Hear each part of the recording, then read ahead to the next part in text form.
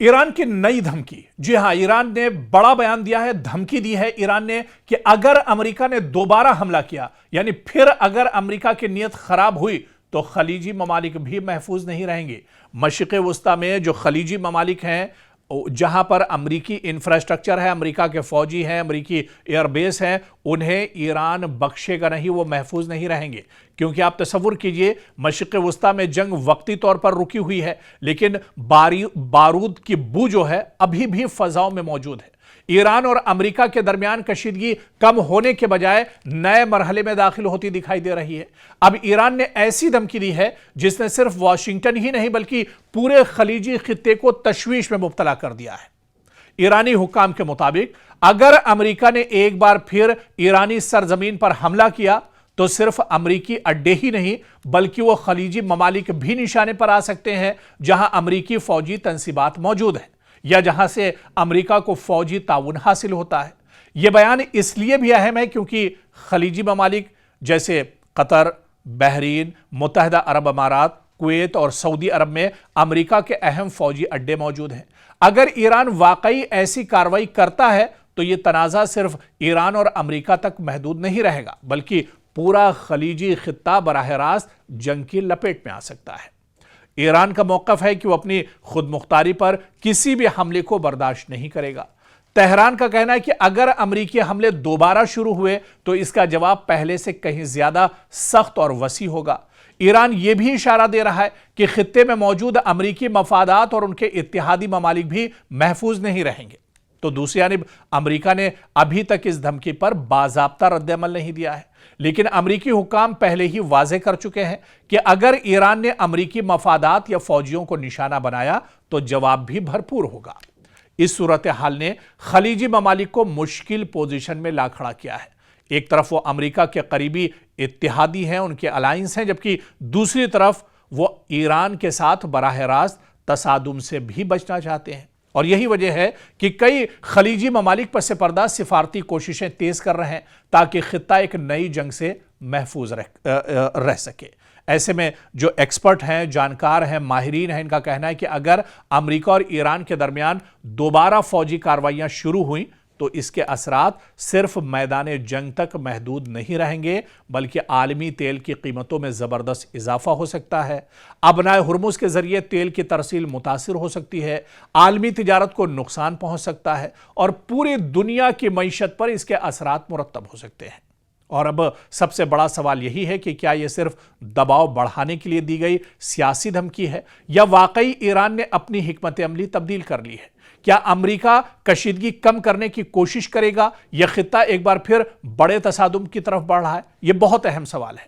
آنے والے دن اس سوال کا جواب دیں گے، لیکن ایک بات واضح ہے کہ مشرق وسطی میں امن ابھی بھی انتہائی نازک مرحلے پر کھڑا ہے اور ایک چھوٹی سی چنگاری پورے خطے کو ایک نئی جنگ کی آگ میں دھکیل سکتی ہے. عراق کے وزیر اعظم علی الفلاح الزیدی نے واضح کیا ہے کہ عراق اپنی سرزمین کو کسی بھی دوسرے ملک کے خلاف کارروائی کے لیے استعمال نہیں ہونے دے گا. یہ بیان ایسے وقت میں آیا ہے جب عراق خود علاقائی کشیدگی کے بیچ میں کھڑا ہے اور اس کی سرزمین سے پڑوسی ممالک کی جانب ڈرون حملوں کے الزامات بھی سامنے آتے رہے ہیں. سوچئے، مشرق وسطی پہلے ہی کشیدگی، حملوں اور جوابی کارروائیوں کی زد میں ہے اور ایسے وقت میں عراق کہہ دے کہ ہماری سرزمین کسی دوسرے ملک کے خلاف کارروائی کے لیے استعمال نہیں ہوگی. یہ صرف ایک سیاسی بیان نہیں بلکہ بغداد کی جانب سے ایک اہم سیکیورٹی اور سفارتی پیغام بھی اسے سمجھا جا رہا ہے. عراق کے وزیر اعظم کے دفتر کی جانب سے جاری بیان میں کہا گیا ہے کہ عراق اپنی سرزمین کو دوسرے ممالک کو نشانہ بنانے والی کارروائیوں کے لیے استعمال ہونے کی اجازت نہیں دے گا.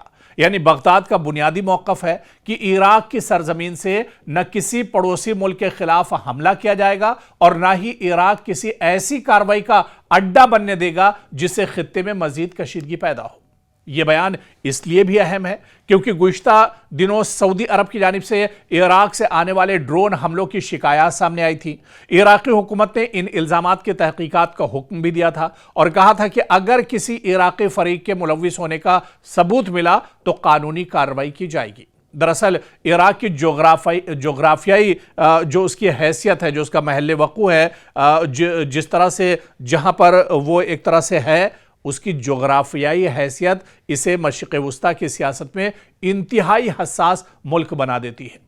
एक तरफ इराक की सरहद ईरान से मिलती है, दूसरी तरफ सऊदी अरब और दीगर खलीजी ममालिक हैं, जबकि शुमाल में तुर्की और मगरिब में शाम वाक़ हैं। इसके अलावा इराक में मुख्तलिफ मुसल्लह गुरोह भी मौजूद हैं जिनके इलाकाई ताकतों के साथ ताल्लुकात रहे हैं।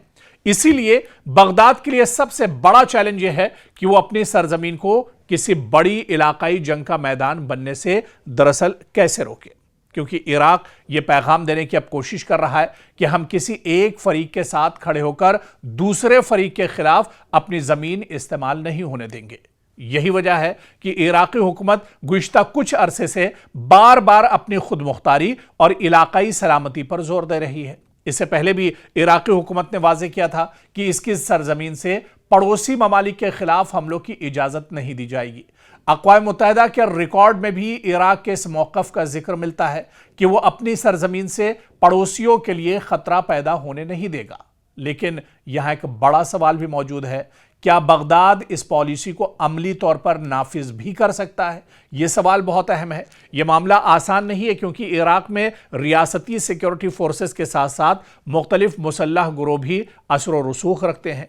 माजी में इराक से अमरीकी अहदाफ और खित्ते के दीगर मकामात पर ड्रोन और रॉकेट हमलों के वाक़यात ने बगदाद के लिए यही मुश्किल पैदा की है कि हुकूमत की पॉलिसी और ज़मीन पर मौजूद मुसल्लह गुरोहों की कार्रवाइयों के दरमियान दरअसल फ़र्क को कैसे ख़त्म किया जाए। क्या यह सीधा सीधा इशारा है इराक का अमेरिका के लिए कि वो अपने अड्डे यहाँ से ख़त्म करे, अपने जिस तरह से वो इराक का इस्तेमाल ईरान पर हमले के लिए करता है, दूसरे और ममालिक पर हमले के लिए इराक का इस्तेमाल करता है। ऐसे में इराक ने अब ये इशारा कर दिया अमेरिका को कि अमेरिका अब इराक छोड़कर चला जाए और वो अब अपने मुल्क को किसी दूसरे मुल्क या पड़ोसी पर इस्तेमाल होने के लिए एक तरह से इजाज़त नहीं देगा। यानी एक बहुत बड़ा अमेरिका के लिए झटका है ये बयान। अगर आने वाले दिनों में इस बयान पर इराक में अमल किया जाता है तो एक बहुत बड़ा झटका मशरिक़ वुस्ता में अमेरिका को लग सकता है। ईरान की नई धमकी। जी हां, ईरान ने बड़ा बयान दिया है, धमकी दी है ईरान ने कि अगर अमेरिका ने दोबारा हमला किया, यानी फिर अगर अमेरिका की नीयत खराब हुई तो खलीजी ममालिक भी महफूज नहीं रहेंगे। मशरिक़ वुस्ता में जो खलीजी ममालिक हैं, जहां पर अमरीकी इंफ्रास्ट्रक्चर है, अमेरिका के फौजी हैं, अमरीकी एयरबेस हैं, उन्हें ईरान बख्शेगा नहीं, वो महफूज नहीं रहेंगे।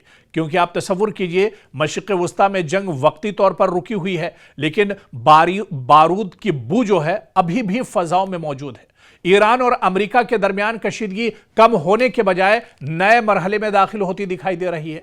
अब ईरान ने ऐसी धमकी दी है जिसने सिर्फ वाशिंगटन ही नहीं बल्कि पूरे खलीजी खित्ते को तशवीश में मुब्तला कर दिया है। ईरानी हुक्काम के मुताबिक अगर अमेरिका ने एक बार फिर ईरानी सरजमीन पर हमला किया तो सिर्फ अमरीकी अड्डे ही नहीं बल्कि वो खलीजी ममालिक भी निशाने पर आ सकते हैं जहां अमरीकी फौजी तंसीबात मौजूद हैं या जहां से अमेरिका को फौजी ताउन हासिल होता है।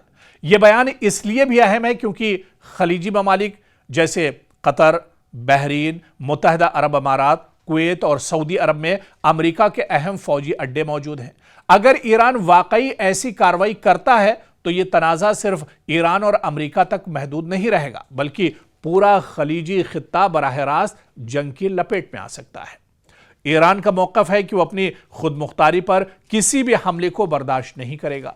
तेहरान का कहना है कि अगर अमरीकी हमले दोबारा शुरू हुए तो इसका जवाब पहले से कहीं ज्यादा सख्त और वसी होगा।